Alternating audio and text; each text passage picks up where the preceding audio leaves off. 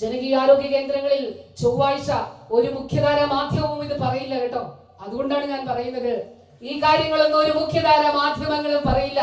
എന്റെ പ്രിയപ്പെട്ടവരെ, ഇതാണ് വികസന പ്രവർത്തനങ്ങൾക്കെതിരെ തെറ്റായ വാർത്തകൾ നൽകി, തെറ്റായ പ്രചരണങ്ങൾ നൽകി ഇതൊന്നും നടക്കാൻ പോകുന്നില്ല കേട്ടോ. എത്ര കേട്ടു നമ്മൾ കിഫ്ബിയുമായി ബന്ധപ്പെട്ട്.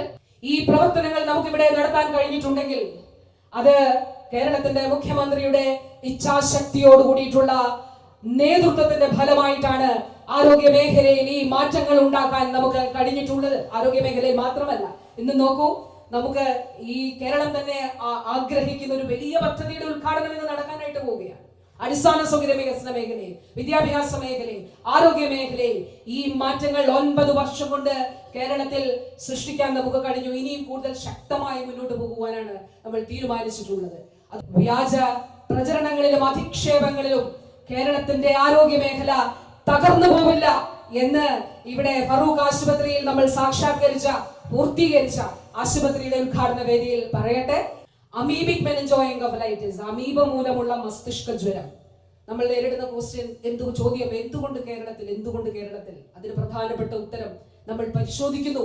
മസ്തിഷ്ക ജ്വരം ഉണ്ടെങ്കിൽ മസ്തിഷ്ക ജ്വരം പരിശോധിക്കുന്നു. നിപ്പ വൈറൽ ടെസ്റ്റ് എല്ലാം നടത്തി നെഗറ്റീവ് ആണെങ്കിൽ പിന്നെ എന്തുകൊണ്ട് എന്നുള്ളത്. ഇപ്പൊ തൊട്ടടുത്ത് കോഴിക്കോട് മെഡിക്കൽ കോളേജിൽ ഒരു രോഗി ചികിത്സയിലുണ്ട്.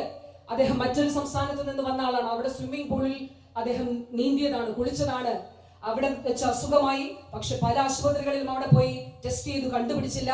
കേരളത്തിൽ വന്നു, കോഴിക്കോട് മെഡിക്കൽ കോളേജിൽ വന്നു, പരിശോധിച്ചു, ടെസ്റ്റ് ചെയ്തപ്പോൾ അമീബയാണ്. അദ്ദേഹം ജീവിതത്തിലേക്ക് തിരിച്ചു വന്നുകൊണ്ടിരിക്കുകയാണ്. ആഗോളതലത്തിൽ 97% അമീബിക് മെനിഞ്ചോഎൻകഫലൈറ്റിസ് എന്ന രോഗത്തിന്റെ മരണനിരക്ക്.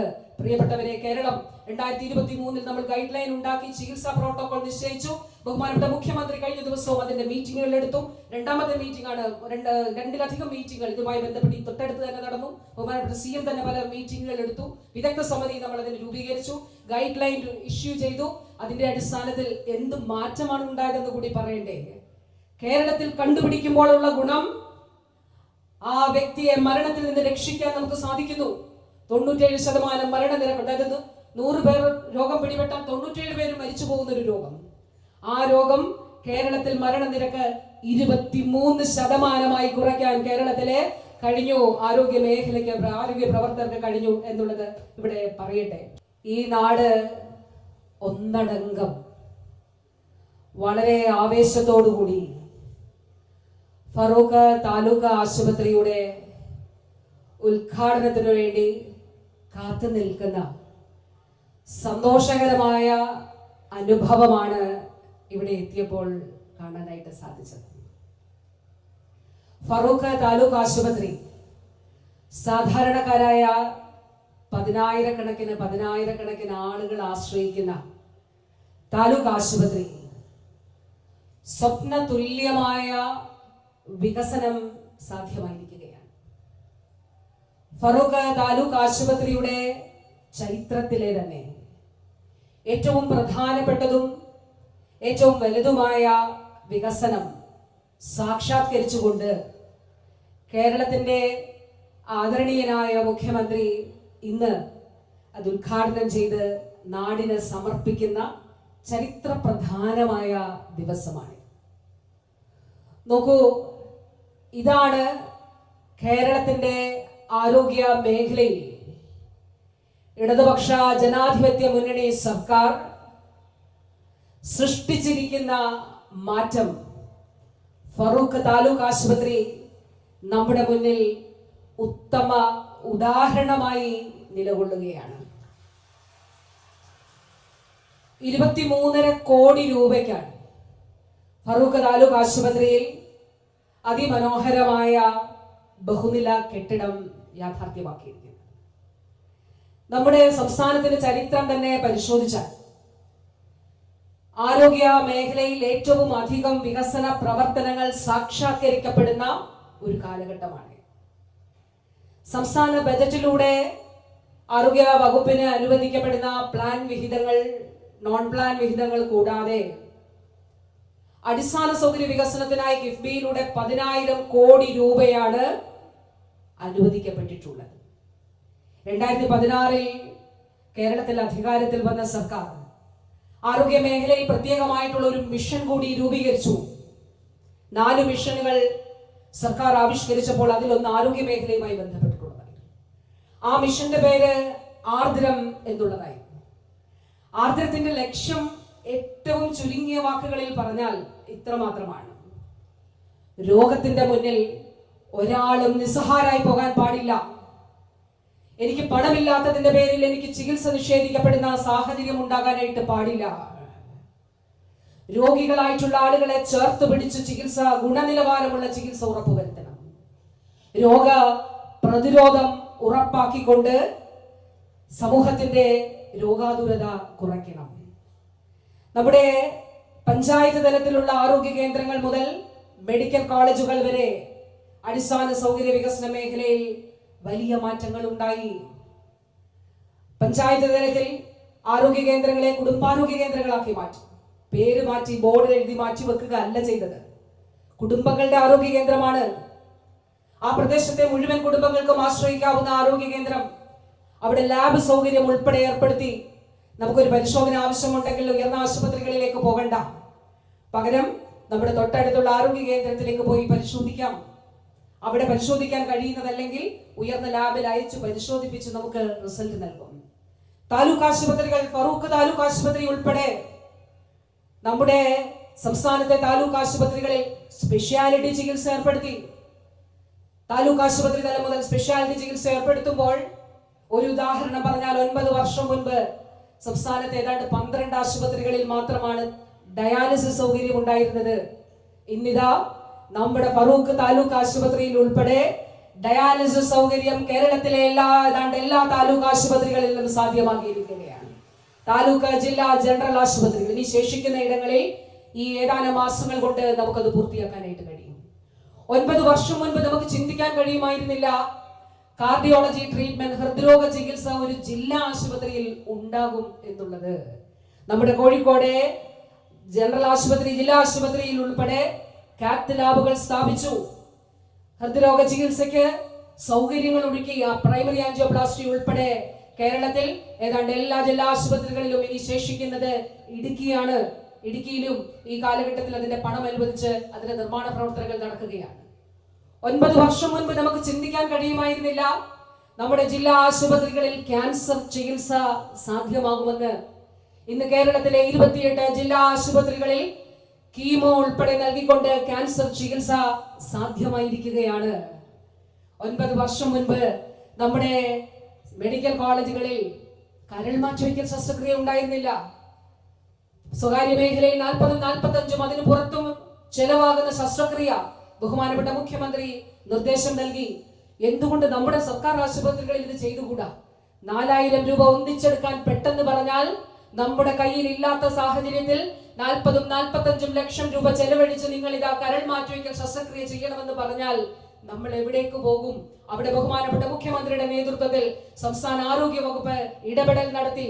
അതിന്റെ ഫലമോ 2022 ഫെബ്രുവരി മാസത്തിൽ സംസ്ഥാനത്ത് ആദ്യമായി സൗജന്യമായി, ഓർക്കുക, 40-45 പുറത്ത് ചെലവാകുമ്പോൾ സൗജന്യമായി സർക്കാർ മെഡിക്കൽ കോളേജിൽ കരൾ മാറ്റിവെക്കൽ ശസ്ത്രക്രിയ സാധ്യമായി. അത് തുടരുകയാണ്. കോഴിക്കോടിനെ സംബന്ധിച്ചിടത്തോളം ഒരു വലിയ സന്തോഷം കൂടിയുണ്ട്. ആ സന്തോഷം നമ്മുടെ അവയവ മാറ്റത്തിനു വേണ്ടിയിട്ടുള്ള സംസ്ഥാന ഇൻസ്റ്റിറ്റ്യൂട്ട്, സ്റ്റേറ്റ് ഇൻസ്റ്റിറ്റ്യൂട്ട്, ബഹുമാനപ്പെട്ട CM-ന്റെ നിർദ്ദേശത്തിന്റെ അടിസ്ഥാനത്തിൽ നമ്മൾ കോഴിക്കോട് അതിനുവേണ്ടി 567 കോടി രൂപ കിഫ്ബിയിലൂടെ അനുവദിച്ചുകൊണ്ട് അത് കോഴിക്കോട് സ്ഥാപിക്കുകയാണ്. അതിന്റെ പ്രാരംഭ പ്രവർത്തനങ്ങളെല്ലാം പൂർത്തിയായി. നിർമ്മാണ പ്രവർത്തനങ്ങൾക്ക് വേണ്ടിയിട്ടുള്ള TS-ഉം മറ്റു കാര്യങ്ങളും അത് നടക്കുകയാണ്. ഈ കാലഘട്ടത്തിൽ തന്നെ അവയവമാറ്റം മെഡിക്കൽ കോളേജുകളിൽ നിന്ന് മാറി ജില്ലാ ആശുപത്രിയിൽ, എറണാകുളം ജില്ലാ ആശുപത്രിയിൽ ഉൾപ്പെടെ രാജ്യത്ത് ആദ്യമായി ഹൃദയം മാറ്റിവെക്കൽ ശസ്ത്രക്രിയ ഒരു ജില്ലാ ആശുപത്രിയിൽ ചിന്തിക്കാൻ പോലും കഴിയുന്ന കാര്യമല്ല. അത് നമ്മുടെ ജില്ലാ ആശുപത്രിയിൽ സാധ്യമാക്കുന്നതിന് വേണ്ടിയിട്ടുള്ള പ്രവർത്തനങ്ങൾ ആരംഭിച്ചു. ഇനി നമ്മുടെ കുടുംബാരോഗ്യ കേന്ദ്രങ്ങൾക്ക് താഴെ രോഗപ്രതിരോധത്തിന്റെ ഭാഗമായി ജനകീയ ആരോഗ്യ കേന്ദ്രങ്ങൾ ആരംഭിച്ചു. 2023 ബഹുമാനപ്പെട്ട CM ഉദ്ഘാടനം ചെയ്തു. 5417 ജനകീയ ആരോഗ്യ കേന്ദ്രങ്ങൾ. എന്താണ് നമ്മുടെ ലക്ഷ്യം? ആശുപത്രികളുടെ, കുടുംബാരോഗ്യ കേന്ദ്രങ്ങളുടെ, ജനകീയ ആരോഗ്യ കേന്ദ്രങ്ങളുടെയൊക്കെ ലക്ഷ്യം ചികിത്സ മാത്രമല്ല, പ്രത്യേകിച്ച് ജനകീയ ആരോഗ്യ കേന്ദ്രങ്ങൾ രോഗപ്രതിരോധം കൂടിയാണ്. ജീവിതശൈലി രോഗങ്ങളെ ചെറുക്കുക എന്നുള്ളതാണ് രാജ്യത്തെ ഏറ്റവും കൂടുതൽ ആയുർദൈർഘ്യമുള്ളവർ താമസിക്കുന്നത് കേരളത്തിലാണ്. രാജ്യത്തെ ഏറ്റവും കുറവ് നവജാത ശിശു മരണനിരക്കുള്ളത് കേരളത്തിലാണ്. രാജ്യത്തെ ഏറ്റവും കുറവെന്നുള്ളത് മാത്രമല്ല, ലോകത്തിലെ ഏറ്റവും കുറവ് നവജാത ശിശു മരണനിരക്കുള്ള ഭൂപ്രദേശങ്ങളിൽ ഒന്ന് നമ്മുടെ കേരളമാണ് എന്നുള്ളത് അഭിമാനത്തോടെ നമുക്ക് ഓർക്കാനായിട്ട് സാധിക്കും. നമ്മുടെ സംസ്ഥാന സർക്കാർ ആവിഷ്കരിച്ച ഹൃദ്യം പോലെയുള്ള ജനിക്കുമ്പോഴേ ഹൃദയ സംബന്ധമായ രോഗമൊക്കെ ഉള്ള കുഞ്ഞുങ്ങൾക്ക് അതിന് സർജറി ഉൾപ്പെടെ നടത്തി കുഞ്ഞുങ്ങളെ ജീവിതത്തിലേക്ക് തിരിച്ചു കൊണ്ടുവരുന്നതിന് വേണ്ടിയിട്ടുള്ള ഹൃദയം ഉൾപ്പെടെയുള്ള പദ്ധതികൾ നടപ്പിലാക്കിയതിന്റെ കൂടി ഫലമായിട്ടാണ് ഈ ഇൻഫന്റ് മോർട്ടാലിറ്റി റേറ്റ് നവജാത ശിശു മരണ നിരക്ക് കുറയ്ക്കാൻ സാധിച്ചത്. മാതൃമരണ നിരക്ക് ഏറ്റവും കുറവ് രാജ്യത്തെ ഏറ്റവും കുറവ് കേരളത്തിലാണ്. നമ്മൾ ഒരു കാര്യം കൂടി ഈ സർക്കാരിന്റെ കാലഘട്ടത്തിൽ ചെയ്തു, അത് ജീവിതശൈലി രോഗങ്ങളെ ചെറുക്കുക എന്നുള്ളതാണ്. നമ്മുടെ ഇടയിൽ പ്രമേഹം, രക്തസമ്മർദ്ദം, ക്യാൻസർ, ഹൃദ്രോഗമൊക്കെ ഉള്ളവർ കൂടുതലാണ്. അതുകൊണ്ട് ജീവിതശൈലി രോഗങ്ങളെ ചെറുക്കുന്നതിന് വേണ്ടി ഒരു വലിയ ശൈലി ആപ്പ് വഴി ഓരോ വർഷവും വാർഷിക സർവേ നടത്തി 30 വയസ്സിന് മുകളിലുള്ള മുഴുവൻ പേരും പരിശോധനയ്ക്ക് വിധേയമാകുകയും രോഗമുള്ളവർ ചികിത്സിക്കുകയും രോഗം വരാൻ സാധ്യതയുള്ള പ്രതിരോധ നടപടികൾ സ്വീകരിക്കുകയും ചെയ്യും. 2025 ഫെബ്രുവരി മാസം 4-ാം തീയതി കേരളത്തിന്റെ ചരിത്രത്തിൽ, ഒരു പക്ഷേ രാജ്യത്തിന്റെ ആരോഗ്യ ചരിത്രത്തിൽ തന്നെ സവിശേഷമായി ഇടം പിടിക്കും. ആദ്യമായി ജനകീയ ക്യാമ്പയിൻ, എല്ലാവരും ക്യാൻസർ സ്ക്രീനിങ്ങിന് വിധേയമാകണം. ഫെബ്രുവരി 4 മുതൽ മാർച്ച് 8 വരെ ഒരു മാസം കേരളത്തിൽ എത്ര സ്ത്രീകളാണെന്ന് അറിയാമോ ക്യാൻസർ സ്ക്രീനിങ്ങിന് വിധേയരായത്? 15 ലക്ഷം സ്ത്രീകളാണ് കേരളത്തിൽ ക്യാൻസർ സ്ക്രീനിങ്ങിന് വിധേയരായത്. നമുക്ക് ഭയമായിരുന്നു, ക്യാൻസർ ഉണ്ടാകുമോ, ഉണ്ടായാൽ എന്ത് പറ്റും? നമ്മൾ സൗകര്യങ്ങൾ ഒരുക്കി. കുടുംബാരോഗ്യ കേന്ദ്രങ്ങളിൽ ആഴ്ചയിൽ 2 ദിവസം, ചൊവ്വ വ്യാഴം അല്ലെ ചൊവ്വ ശനി, എല്ലാ സൗകര്യങ്ങളും ഒരുക്കി. ജനകീയ ആരോഗ്യ കേന്ദ്രങ്ങളിൽ ചൊവ്വാഴ്ച ഒരു മുഖ്യധാര മാധ്യമവും ഇത് പറയില്ല കേട്ടോ. അതുകൊണ്ടാണ് ഞാൻ പറയുന്നത്, ഈ കാര്യങ്ങളൊന്നും ഒരു മുഖ്യധാര മാധ്യമങ്ങളും പറയില്ല. എന്റെ പ്രിയപ്പെട്ടവരെ, ബഹുമാനപ്പെട്ട CM ഉദ്ഘാടനം ചെയ്ത ജനകീയ ആരോഗ്യ കേന്ദ്രങ്ങൾ 3-4 വാർഡുകൾ ചേർന്നിടത്ത് ഒരു ജനകീയ ആരോഗ്യ കേന്ദ്രമുണ്ട്. അവിടെ ചൊവ്വാഴ്ച ദിവസം സ്ത്രീകളുടെ വെൽനസ് ക്ലിനിക്കാ. നമ്മൾ പോകണം, സ്ത്രീകൾ പരിശോധിക്കണം സൗജന്യമായി. പ്രമേഹമുണ്ടോ, രക്തസമ്മർദ്ദമുണ്ടോ, നമുക്ക് വിളർച്ചയുണ്ടോ, ഇത് പരിശോധിക്കണം. ഒരു ദിവസം പ്രമേഹ രോഗികൾക്ക് മാത്രമുള്ളതാണ്, പുരുഷന്മാർക്കും സ്ത്രീകൾക്കും. ഒരു ദിവസം രക്തസമ്മർദ്ദമുള്ള രോഗികൾക്ക് മാത്രമാണ്. അതെല്ലാം കുറയ്ക്കുന്നതിന് വേണ്ടിയിട്ടുള്ള ശ്രമമാണ് നടത്തുന്നത്. കേരളത്തിന്റെ ആരോഗ്യ മേഖലയിൽ ഏത് കാര്യം എടുത്തു നോക്കിയാലും ഈ കാലഘട്ടം സവിശേഷമായിട്ടാണ് അടയാളപ്പെടുത്തപ്പെടുക.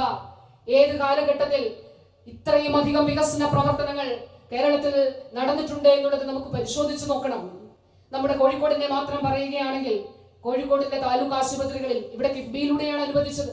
കിഫ്ബി മലപ്പൊടിക്കാരന്റെ സ്വപ്നമാണെന്ന് പറഞ്ഞിരുന്നിടത്ത് ഇതാ കിഫ്ബിയിലൂടെ നിർമ്മിച്ച കെട്ടിടം തലയെടുപ്പോടെ ഉയർന്നു നിൽക്കുകയാണ്. പേര് ഇവിടെ ഫറൂഖിന്റെ മണ്ണിൽ. ആലോചിച്ച് നോക്കുക. ഇതാണ് വികസന പ്രവർത്തനങ്ങൾക്കെതിരെ തെറ്റായ വാർത്തകൾ നൽകി, തെറ്റായ പ്രചരണങ്ങൾ നൽകി, ഇതൊന്നും നടക്കാൻ പോകുന്നില്ല കേട്ടോ. എത്ര കേട്ടു നമ്മൾ കിഫ്ബിയുമായി ബന്ധപ്പെട്ട്. കിഫ്ബി പ്രവർത്തനങ്ങൾ പേരാമ്പ്രയിൽ നിർമ്മാണം അതിവേഗം നടക്കുന്നു. അതുപോലെ ബാലുശ്ശേരിയിൽ നിർമ്മാണ പ്രവർത്തനം വളരെ വേഗം തന്നെ നടക്കുകയാണ്. ഫറൂഖിൽ പൂർത്തിയായി. കൊയിലാണ്ടിയിലും ബീച്ച് ഹോസ്പിറ്റലിലും നിർമ്മാണ പ്രവർത്തനങ്ങൾ ആരംഭിക്കുകയാണ്. കുറ്റ്യാടിയിൽ നബാർഡിന്റെ ഉൾപ്പെടെ വർക്ക്, വടകരയിൽ 13.5 കോടി രൂപയുടെ പൂർത്തിയായി. ന്യൂനപക്ഷ മന്ത്രാലയം വഴിയുള്ളത് അത് 100 കോടി രൂപയ്ക്ക് അടുത്തുള്ള നിർമ്മാണ പ്രവർത്തനങ്ങൾ നടക്കുന്നു. ഓരോ ആശുപത്രി നോക്കിയാലും എല്ലാത്തിന്റെയും വിശദീകരണത്തിലേക്ക് ഞാൻ പോകുന്നില്ല. ഇത് മാത്രമോ, അക്കാഡമിക് രംഗത്ത്, അക്കാഡമിക് വിദ്യാഭ്യാസ മേഖലയിൽ കേരളത്തിന്റെ മെഡിക്കൽ കോളേജുകൾ ആദ്യമായി ദേശീയ റാങ്കിങ്ങിൽ വന്ന കാലഘട്ടമാണിത്. ഈ സർക്കാരിന്റെ കാലഘട്ടത്തിൽ നമുക്ക് നമ്മുടെ നയം, നമ്മുടെ കുഞ്ഞുങ്ങൾ എന്തിന് മറ്റിടങ്ങളിൽ പോയി പഠിക്കണം, മാനദണ്ഡങ്ങൾ ഉണ്ടെങ്കിൽ ഇവിടെ വിദ്യാഭ്യാസ അവസരങ്ങൾ കൊടുക്കണം.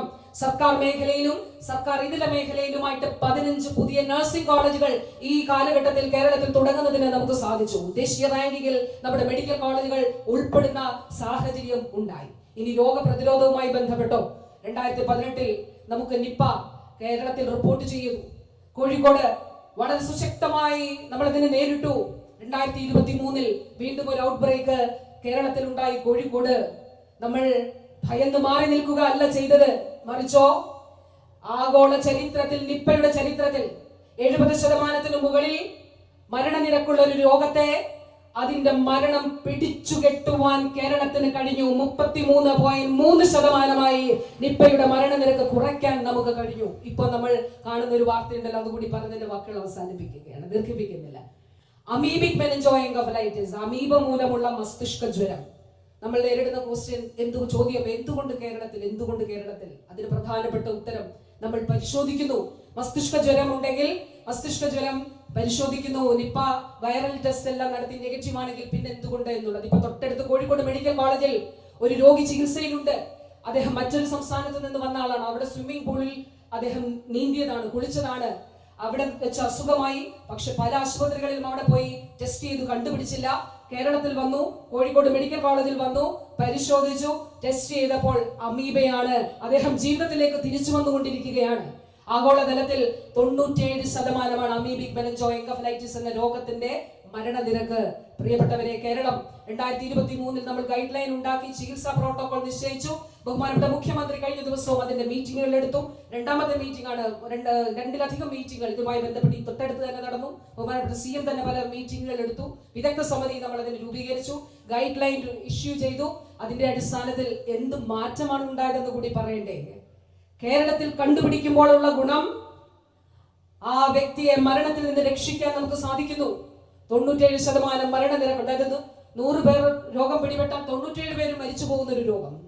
ആ രോഗം കേരളത്തിൽ മരണനിരക്ക് 23% കുറയ്ക്കാൻ കേരളത്തിലെ കഴിഞ്ഞു. ആരോഗ്യ മേഖലയ്ക്ക്, ആരോഗ്യ പ്രവർത്തകർക്ക് കഴിഞ്ഞു എന്നുള്ളത് ഇവിടെ പറയട്ടെ. പക്ഷെ നമ്മൾ ജാഗ്രതയോടെ ഇരിക്കണം. ക്ലോറിനേഷൻ ഉൾപ്പെടെ നടത്തുന്നതിന് വേണ്ടി ബഹുമാനപ്പെട്ട CM നിർദ്ദേശം നൽകിയതിന്റെ അടിസ്ഥാനത്തിൽ നമ്മുടെ കിണറുകളിൽ ഉൾപ്പെടെ തദ്ദേശ സ്ഥാപനങ്ങളുടെ നേതൃത്വത്തിൽ അത് നടക്കുകയാണ്. ഞാൻ വാക്കുകൾ ദീർഘിപ്പിക്കുന്നില്ല.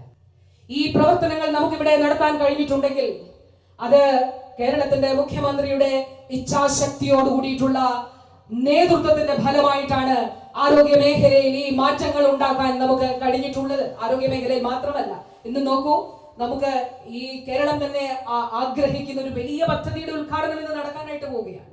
അടിസ്ഥാന സൗകര്യ വികസന മേഖലയിൽ, വിദ്യാഭ്യാസ മേഖലയിൽ, ആരോഗ്യ മേഖലയിൽ ഈ മാറ്റങ്ങൾ 9 വർഷം കൊണ്ട് കേരളത്തിൽ സൃഷ്ടിക്കാൻ നമുക്ക് കഴിഞ്ഞു. ഇനിയും കൂടുതൽ ശക്തമായി മുന്നോട്ട് പോകുവാനാണ് നമ്മൾ തീരുമാനിച്ചിട്ടുള്ളത്. അതുകൊണ്ട് തെറ്റായ പ്രചരണങ്ങളിലും, ഒരു കഴിഞ്ഞ ദിവസം ഒരു ബഹുമാനപ്പെട്ട CM പാറശാലയിൽ കിഫ്ബിയിൽ പൂർത്തീകരിച്ച കെട്ടിടം ഉദ്ഘാടനം ചെയ്തു. പാറശാല മുതൽ അങ്ങ് കാസർഗോഡ് വരെ ഓരോ ആശുപത്രിയിലും, താലൂക്ക് ആശുപത്രിയിലും മികച്ച അടിസ്ഥാന സൗകര്യ വികസനം സാധ്യമാക്കിയിട്ടുണ്ട്. ഓരോ മേഖലയിലും ഇത് സാധ്യമാക്കിയിട്ടുണ്ട്. അതുകൊണ്ട് വ്യാജ പ്രചരണങ്ങളിലും അധിക്ഷേപങ്ങളിലും കേരളത്തിന്റെ ആരോഗ്യ മേഖല തകർന്നു പോവില്ല എന്ന് ഇവിടെ ഫറൂഖ് ആശുപത്രിയിൽ നമ്മൾ സാക്ഷാത്കരിച്ച, പൂർത്തീകരിച്ച ആശുപത്രിയുടെ ഉദ്ഘാടന വേദിയിൽ പറയട്ടെ. ഇതിനായിട്ട് പ്രയത്നിച്ച എല്ലാവരും, ബഹുമാനപ്പെട്ട മിനിസ്റ്റർ, MLA എന്നുള്ള നിലയിൽ നിരവധിയായ ഇതിന്റെ മീറ്റിംഗുകൾ എടുക്കുകയും അതോടൊപ്പം അതിൽ സൂക്ഷ്മമായ തലത്തിൽ ഇടപെടുകയും ചെയ്തിട്ടുണ്ട്. ഓരോ സൂക്ഷ്മാംശത്തിലും മിനിസ്റ്ററുടെ പ്രത്യേക ശ്രദ്ധയുണ്ട്. എല്ലാവരോടും നന്ദി പറഞ്ഞുകൊണ്ട് ഔപചാരികമായി നമ്മുടെ ഈ ചരിത്രപ്രധാന ഉദ്ഘാടനത്തിൽ നിർവഹിക്കുന്നതിന് വേണ്ടി ആദരണീയനായ മുഖ്യമന്ത്രിയെ ആദരപൂർവ്വം ക്ഷണിച്ചുകൊള്ളു.